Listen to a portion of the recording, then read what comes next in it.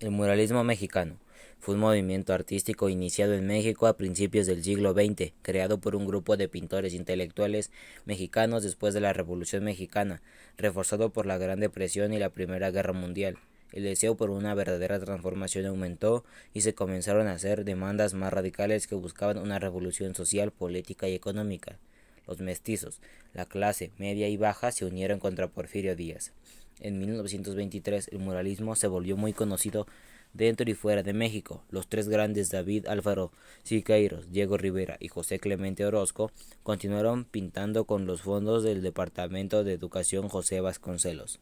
El muralismo cambió en muchos de la manera de pensar acerca de los indígenas mexicanos, destacando su cultura y la enseñanza de su historia, así como influyó en los artistas del momento, tanto nacionales como internacionales, en escala y contenido, con muchos incluían ahora problemas de relevancia social en sus pinturas y buscaban hacer su arte útil para el público, comunicando sus pensamientos acerca de la política de la izquierda, así como provocando conciencia social.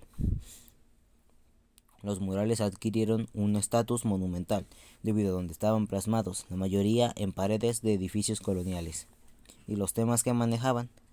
Los muralistas de México compartieron libremente ideas y técnicas.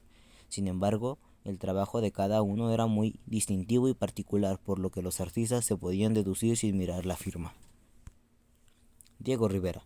Diego Rivera fue un pintor realista, cubista y muralista mexicano, famoso por plasmar obras de alto contenido político y social en edificios públicos. La obra de Diego Rivera y de su esposa, la pintora Frida Kahlo, se influyeron mutuamente. Fue creado Fue creador de diversos murales en distintos puntos del ahora llamado Centro Histórico de Ciudad de México, así como en la Escuela Nacional de Agricultura de Chapingo, en otras ciudades mexicanas. En 1909 se trasladó a París, donde conoció a Angélica Belova, más conocida como Angélica Belov, pintora rusa con quien inició una relación amorosa que duró 10 años. Diego Rivera no tuvo una participación directa en el conflicto político y militar de la Revolución Mexicana, como tanto se cree. A partir de entonces y hasta mediados de 1916 alternó su residencia entre México, Ecuador, Bolivia, Argentina, España y Francia, país este último en el cual tuvo los primeros contactos con los artistas de Montparnasse. Tuvo acercamientos con Alfonso Reyes Ochoa, Pablo Picasso, Ramón María del Valle Inclán y en general con aquellos que participaron en las nuevas corrientes de Europa, como el cubismo, en el que también Diego se vio envuelto.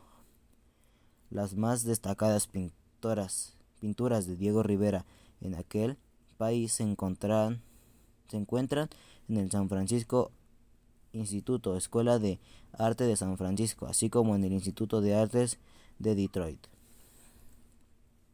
José Clemente Orozco. José Clemente Orozco nació en Ciudad Guzmán, Jalisco, el 23 de noviembre de 1883 y en 1990 llegó a la Ciudad de México con su familia y junto a la casa donde vivía estaba una imprenta que trabajaba con los prados de José Guadalupe Posada, y ahí tuvo el primer contacto con el arte. Fue una Fue un caricaturista, muralista y litógrafo mexicano, graduado en la Escuela Nacional de Agricultura. Estudió también matemáticas y dibujo arquitectónico. Durante la Revolución Orozco se unió al ejército carrancista.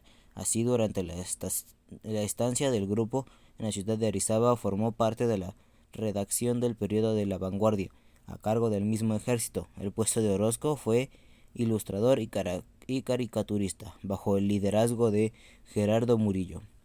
Las primeras lecciones de color las obtuvo observando a Posada trabajar en la tienda de Vanegas Arroyo. Cuando regresaba de la escuela se detenía a observarlo por minutos y de ahí surgieron sus primeros impulsos por trazar figuras. Orozco se inscribió en la Academia de Bellas Artes de San Carlos a tomar clases nocturnas de dibujo.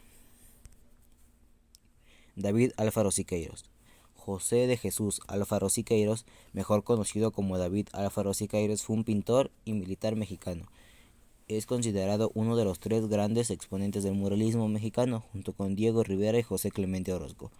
A través de este estilo, Siqueiros tenía la esperanza de crear un estilo que alcanzara el arte nacional con el universal, en su obra, así como en su escritura.